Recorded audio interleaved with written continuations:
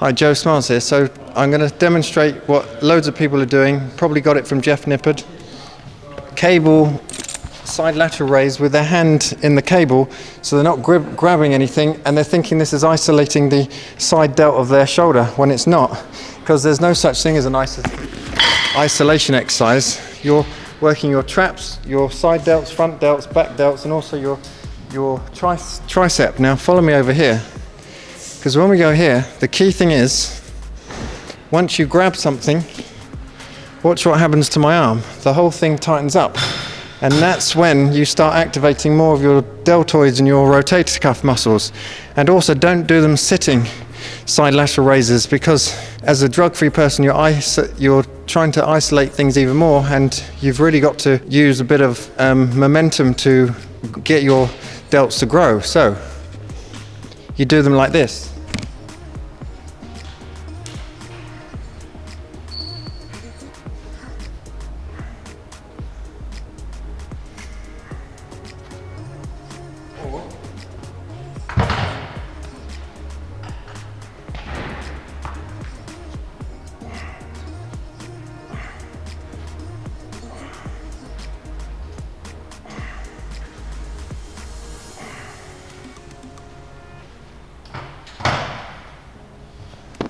So as a drug-free person, you have to cheat, and you either cheat two ways. You rock and move your body, or you take drugs. If you're not taking drugs, you need to cheat when you're doing it, because that's the only way to get your arms, your shoulders big. Now, follow me over here. You don't use a cuff, do you? When you bench press, you don't not hold on to the bench press and think that the cuff is making you work your chest more. You have to hold on to the bench. Onto the bar, I mean. So, how you get your shoulders big, you go like this. You go compound movement behind the neck. Little finger goes on the first ring.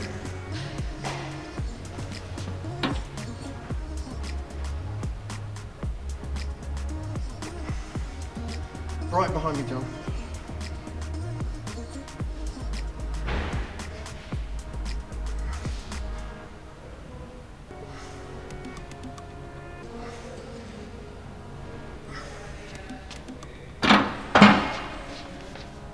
So as you can see, when I'm doing the side delt, the behind the neck press, it's working my whole delt. So if I put my hand here, you can feel my whole delt working.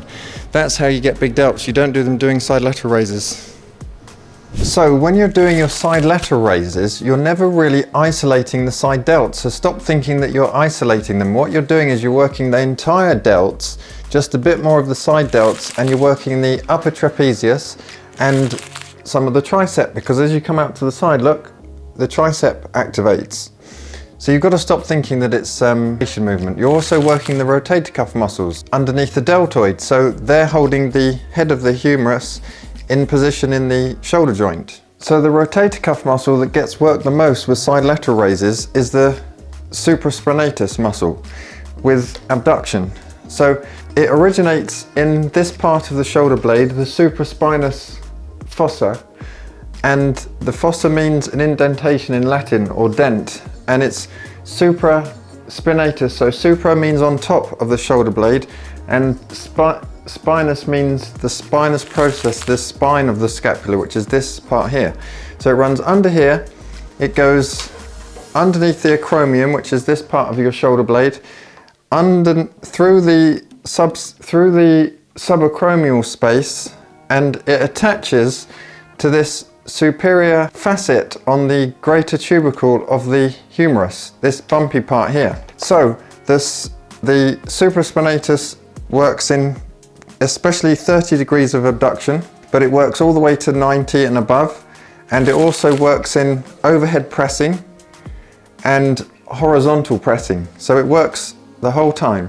Okay, let's back up what I'm saying with some evidence. Let's look at 3 studies. So study 1, 2016, entitled "Do Changes in Hand Grip Strength Correlate with Shoulder Rotator Cuff Function?" 27 participants, they used grip strength dynamometer, and they performed different shoulder exercises, and they found a strong correlation between those who gripped something and than those who didn't when doing shoulder exercises and rotator cuff work, and they had a higher shoulder muscle recruitment when gripping something. So gripping a dumbbell, doing side lateral raises will recruit more shoulder muscles and will develop stronger shoulders and also bigger shoulders than using a wrist cuff when doing side lateral raises. Study number 2, way back in 1996, entitled Hand Grip Increases Shoulder Muscle Activity. It found that from doing EMG study, so electromyography study, that the supraspinatus, the one I just talked about, the infraspinatus and the deltoid all had a higher activity when gripping something, doing rotator cuff muscles and side delt exercises.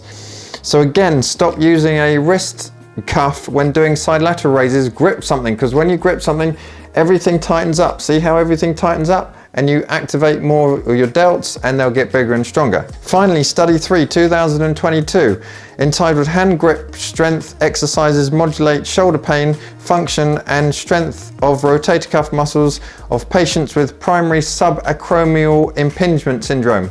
So they found that the participants who did hand grip strengthening exercises, that group had significantly improved in more shoulder strength and less pain in full range of motion over 8 weeks than the control group that did no strength grip training. So just a little note on subacromial impingement syndrome. About 45 to 75% of patients with the shoulder pathology will represent with a subscapular impingement. It's when you have a decrease between the acromioclavicular arch and the ball of the humerus, and that can happen for a few reasons. For example, you can have a lack of strength of the rotator cuff muscle, so the head of the humerus, the ball here, comes up in that acromial space that I was showing you on Sandra, my ex-girlfriend. Another one, you can have bone spur or bone spurs, or another one, you can have tendinopathy of the supraspinatus or the rotator cuff muscle tendon, and that tendon can enlarge and become degenerative. Yes, so that's how you get subacromial impingement syndrome. So to summarize, stop using pathetic wrist cuffs to do your side lateral raises. Grip something heavy and tightly and do side lateral raises with dumbbells. And also don't do them with ultra strict form. If you're going to take drugs, then you can lift a pencil and lift your tiny 2 or 6 kilo dumbbells and do very strict side lateral raises, and you'll still get massive delts.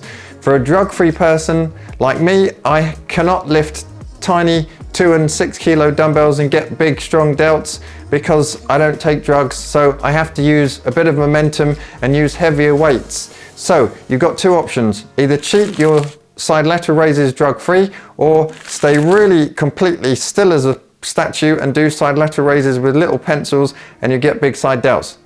Psst, I know which one I'd prefer. It'll be the previous one, so I don't get mental and physical health problems. Okay. The other thing is, basically you can forget doing side lateral raises, do behind the neck shoulder presses. So you gently go onto your upper trapezius and then you press directly up, and you start off really slowly and you build up over time. And the thing is, you're doing a compound movement. And look, if you put your hand on your delt and you externally rotate your shoulder and then you start pressing, you feel how much your side delts are working in your whole delts, much more than doing tiny little side lateral raises with 10 kilos or 6 kilos. So if you want big delts like mine, drug-free, do some compound movements and forget about side lateral raises, and don't do drugs, kids. Hope you like the video. Subscribe, like the video, comment on the video, and I'll see you in the next one. I hope you found it informative, and have a good day.